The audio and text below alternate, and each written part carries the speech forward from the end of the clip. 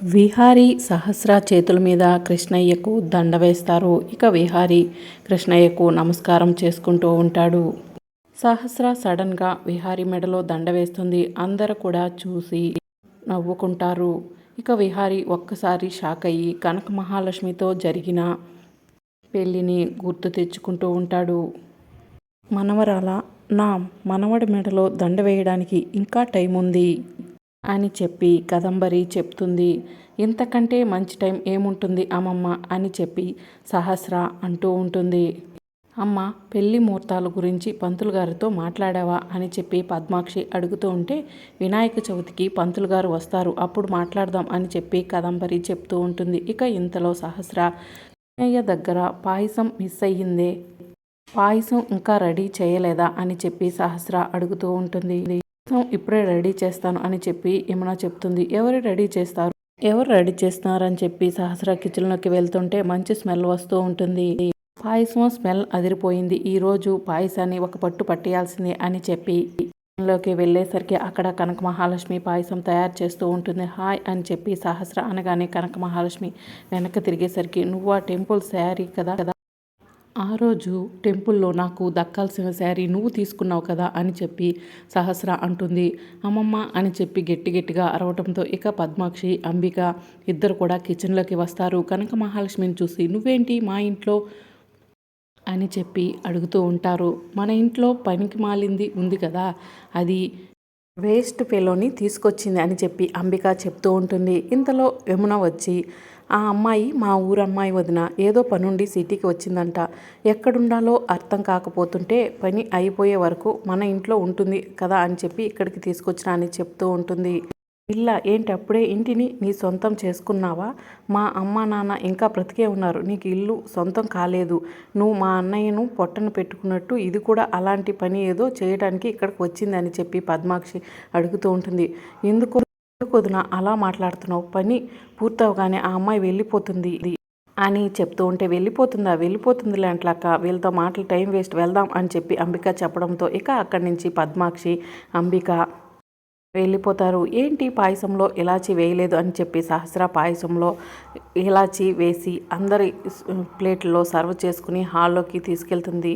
ఇక కనక మహాలక్ష్మి బాధపడుతూ ఉంటుంది. ఏంటండి ఇది అని చెప్పి యమునను అడుగుతూ ఉంటే, మా ఇంట్లో కొంతమంది ఇలాంటి మనుషులు ఉన్నారు, వాళ్ళ మాటలను నువ్వేం బాధపడకు, వాళ్ళని మార్చాలని నేను ఎంతగానో ప్రయత్నిస్తున్నాను, కానీ నాకు ఆ ఫలితం దక్కలేదు, నువ్వేం బాధపడకు లక్ష్మి అని చెప్పి యమున అంటూ ఉంటే, ఇలాంటి అవమానాలు కష్టాల గురించి నాకు తెలుసండి, మా నాన్న ఇలాంటి అవమానాలు కష్టాలు ఎన్నో పడి పైకి ఎదిగారు, అందుకే నేను కూడా అలాంటి విషయాల గురించి అంతగా ఆలోచించను అని చెప్పి కనక మహాలక్ష్మి చెప్తూ ఉంటే, నీలో నాకు నచ్చింది ఆ విషయమేనమ్మా అని చెప్పి యమున అంటూ ఉంటుంది. ఎప్పుడైనా మా అబ్బాయి నీతో మాట్లాడితే కనుక మా అబ్బాయిని ఈ ఇంటి విషయాలు ఏమీ చెప్పకు, వాడు వింటే చాలా బాధపడతాడు, వాడు ఈ విషయాలన్నీ మార్చడం కోసమే ఇక్కడికి వచ్చాడు అని చెప్పి యమున చెప్తుంది. ఇక సహస్ర పాయసం తీసుకెళ్ళి అందరికీ ఇస్తుంది. అందరూ కూడా చాలా సంతోషంగా పాయసం తింటూ చాలా బాగుంది పాయసం అని చెప్తూ ఉంటే, మరి ఈ సహస్ర ఇస్తే బాగుండదా అని చెప్పి సహస్ర అంటూ ఉంటుంది. బావా, పాయసం ఎలా ఉంది అని చెప్పి సహస్ర అడుగుతూ ఉంటుంది. చాలా బాగుంది, నాకు ఇంకొక బౌల్ తినాలనిపిస్తుంది అని చెప్పి విహారీ చెప్తూ ఉంటే, అయితే ఇది తీసుకోబావా అని చెప్పి సహస్ర అంటూ ఉంటే, లేదు ఉట్టి కొట్టి వచ్చిన తర్వాత ఇంకో బౌల్ తింటాను అని చెప్పి ఉంటాడు.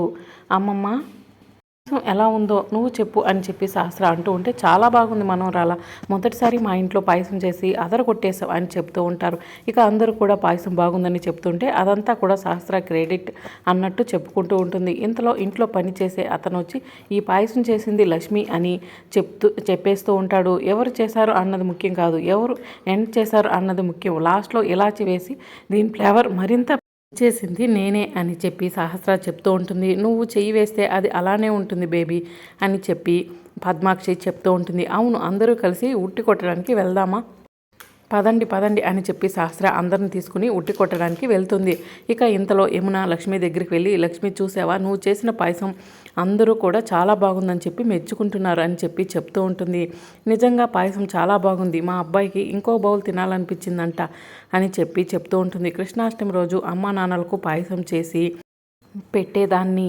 పాపం ఇప్పుడు అమ్మా నాన్నలు పాయసం తిన్నారో లేదో అని చెప్పి కనక మహాలక్ష్మి ఆలోచిస్తూ ఉంటే, అమ్మా లక్ష్మి నువ్వు పాయసం తిన్నావా అని చెప్పి యమున అడుగుతూ ఉంటుంది. ఇంకా లేదండి అని చెప్పి కనక మహాలక్ష్మి చెప్తూ ఉంటే, నువ్వు తినకపోవడం ఏంటి, పట్టు తిను అని చెప్పి యమున కనక మహాలక్ష్మికి పాయసం తినిపిస్తూ ఉంటుంది. కనక మహాలక్ష్మి కళ్ళల్లో నుంచి నీళ్లు వస్తూ ఉంటే, ఎందుకమ్మా బాధపడుతున్నావు అని చెప్పి అడుగుతూ ఉంటే, మా అమ్మ నాన్న గుర్తొచ్చారు అని చెప్పి కనక మహాలక్ష్మి చెప్తూ ఉంటే, ఏం బాధపడకు, ఇక్కడ ఉన్నంతకాలం నీకు తోడుగా నేను ఉంటాను, నీకు ఎటువంటి ఆపద రాకుండా నేను చూసుకుంటాను అని చెప్పి యమున చెప్తుంది. ఇక అప్పుడే అపర్ణ కనక మహాలక్ష్మి దగ్గరకు వచ్చి, లక్ష్మి నువ్వు చేసిన పాయసం చాలా బాగుంది, అందరూ చెప్తుంటే సహస్ర తను చేసినట్టు క్రెడిట్ అంతా తనే తీసుకుంటుంది, నువ్వు చేసినా కూడా తన పేరు చెప్పుకుంటుంది, కానీ చూసిన వాళ్ళందరికీ తెలుసు కదా ఈ పాయసం నువ్వు చేసినట్టు అని చెప్పి అంటూ ఉంటుంది. అవును, ఇక్కడే ఉన్నావేంటి, అక్కడికి ఉట్టి కొడుతున్నారు కదా, మనం వెళ్ళాలి, రా వెళ్దాం అని చెప్పి అపర్ణ అంటూ ఉంటే, లేదండి అని చెప్పి అంటూ ఉంటుంది. ఏం పర్వాలేదులేమ్మా, రా వెళ్దాం అని చెప్పి యమున అపర్ణ ఇద్దరు కూడా కనక మహాలక్ష్మిని బ్రతిమలాడుతూ ఉంటే, రానండి నాకు కాస్త ఇబ్బందిగా ఉంది అని కనక మహాలక్ష్మి చెప్తూ ఉంటే, వద్దులే వదిన, కొత్త కదా ఇబ్బంది పడుతుంది, మనం వెళ్దాం రా అని చెప్పి అపర్ణ యమునను తీసుకుని అక్కడి నుంచి వెళ్ళిపోతుంది. ఇక కనక మహాలక్ష్మి కిచెన్లోకి వెళ్ళగానే ఇంతలో ఆ ఇంట్లో పని చేసే అమ్మాయి వచ్చి, అందరూ ఉట్టి కొట్టడానికి నువ్వేంటి ఇక్కడున్నావు అని, వెళ్దాం రా అని చెప్పి అంటూ ఉంటే, నేను రాను అని చెప్పి కనక మహాలక్ష్మి చెప్తూ ఉంటుంది. ఏదైనా అవసరం వచ్చినప్పుడు అక్కడ నువ్వు కనిపించలేదు అనుకో, అందరూ కూడా కోపడతారు, వెళ్దాం రా అని చెప్పి పనమ్మాయి కనక మహాలక్ష్మిని తీసుకుని ఉట్టి కొట్టే దగ్గరకు వెళ్తుంది. ఇక అందరూ ఉట్టి కొట్టడానికి రెడీ అవుతారు. బావా మీరు సారు మేము గెలిపిస్తామని చెప్పి సహస్ర విహారీ ఇద్దరు కూడా ఛాలెంజ్ చేసుకుంటారు. ఇక విహారీ వైపు కొంతమంది, సహస్ర వైపు కొంతమంది ఉండి అందరూ కలిసి ఉట్టి కొట్టబోతూ ఉంటారు. ఎవరు కూడా ఉట్టి కొట్టలేకపోతారు. ఇక చివరిగా విహారీ ఉట్టి కొట్టేస్తాడు. దాంతో ఉట్టికి ఉన్న దండ వెళ్ళి కనక మహాలక్ష్మి మెడలో పడుతుంది.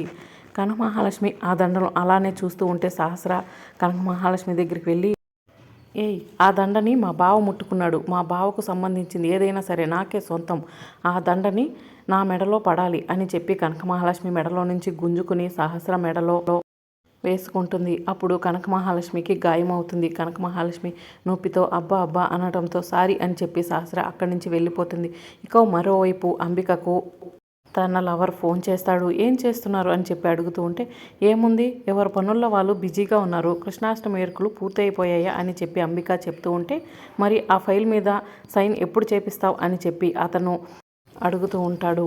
టైం చూసుకుని విహారీతో సైన్ చేపిస్తాను అని చెప్పి అంబిక చెప్తూ ఉంటే, మన టైం అంతా కూడా వేస్ట్ అయిపోతూ ఉంది, తొందరగా ఆ విహారీతో సైన్ చేపించు అని అతను చెప్తూ ఉంటాడు. చూసుకోవాలి కదా, విహారీ ఏమైనా చదువు రానోడా, వాడికి ఏదో ఒకటి సర్ది చెప్పి టైం చూసుకుని సైన్ చేపిస్తాను అని చెప్పి అంబిక చెప్తూ ఉంటుంది.